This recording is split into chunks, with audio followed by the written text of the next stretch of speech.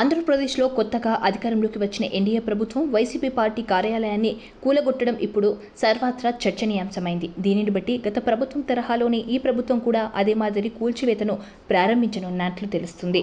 నాడు తమపై అనుసరించిన విధానాలకు ప్రతీకారం తీర్చుకునేందుకు రెడీ అయ్యింది. శనివారం తెల్లవారుజామున నుంచే తాడేపల్లిలో నూతనంగా నిర్మిస్తున్న వైఎస్ఆర్సీపీ కేంద్ర కార్యాలయాన్ని సిఆర్డీఏ అధికారులు కూల్చివేశారు. తెల్లవారుజామున వచ్చిన బుల్డోజర్, ప్రొక్రెయిన్లతో వచ్చిన సిబ్బంది వైసీపీ కేంద్ర కార్యాలయ భవన నిర్మాణాలను కూల్చివేశారు. తాడేపల్లిలో వైసీపీ కేంద్ర కార్యాలయ నిర్మాణం జరుగుతుంది. అయితే నిబంధనలకు విరుద్ధంగా జరుగుతుందని ఫిర్యాదులు అందుకున్న సిఆర్డీఏ అధికారులు ఆ భవనాన్ని కూల్చివేశారు.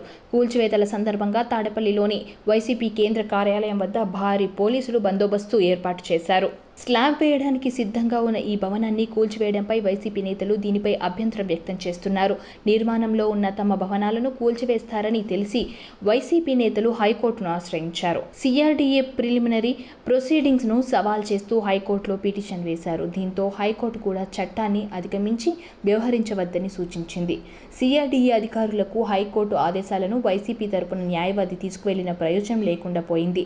మున్సిపల్ అధికారులు తెల్లవారుజామునే వచ్చి కూల్చివేతలను ప్రారంభించారు. కనీసం నోటీసులు కూడా ఇవ్వకుండా కూల్చివేతల పనులను చేపట్టడంపై వైసీపీ అభ్యంతరం వ్యక్తం చేస్తుంది. శని, ఆదివారాలు కావడం, కోర్టుకు సెలవులు ఉండటంతో ఈ రోజు తెల్లవారుజామున కూల్చివేతల పనులు ప్రారంభమయ్యాయని ఆరోపించారు. వైఎస్ఆర్సీపీ కార్యాలయం కూల్చివేత ఘటనపై వైఎస్ఆర్సీపీ అధినేత వైఎస్ జగన్మోహన్ రెడ్డి స్పందిస్తున్నారు.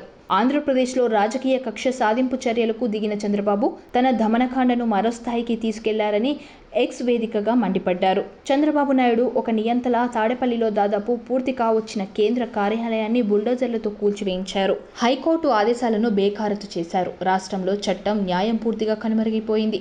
ఎన్నికల తర్వాత చోటు చేసుకుంటున్న హింసాత్మక ఘటనలతో రక్తాన్ని పారిస్తున్న చంద్రబాబు ఈ ఘటన ద్వారా ఈ 5 ఏళ్ల పాటు పాలన ఏ విధంగా ఉండబోతోందనే హింసాత్మక సందేశాన్ని ఇవ్వకనే ఇచ్చారు. అయినా ఈ బెదిరింపులకు, ఈ కక్ష సాధింపు చర్యలకు వైఎస్ఆర్సీపీ తలొగ్గేదే లేదు, వెన్ను చూపేదే లేదు, అంతకన్నా లేదు. ప్రజల తరపున, ప్రజల కోసం, ప్రజల తోడుగా గట్టిగా పోరాటాలు చేస్తాం. దేశంలోని ప్రజాస్వామ్యవాదులంతా చంద్రబాబు దుశ్చర్యల్ని ఖండించాలని కోరుతున్నాను అని వైఎస్ జగన్ ఎక్స్ వేదికగా ట్వీట్ చేశారు. సబ్స్క్రైబ్ చేయండి. Please do subscribe to.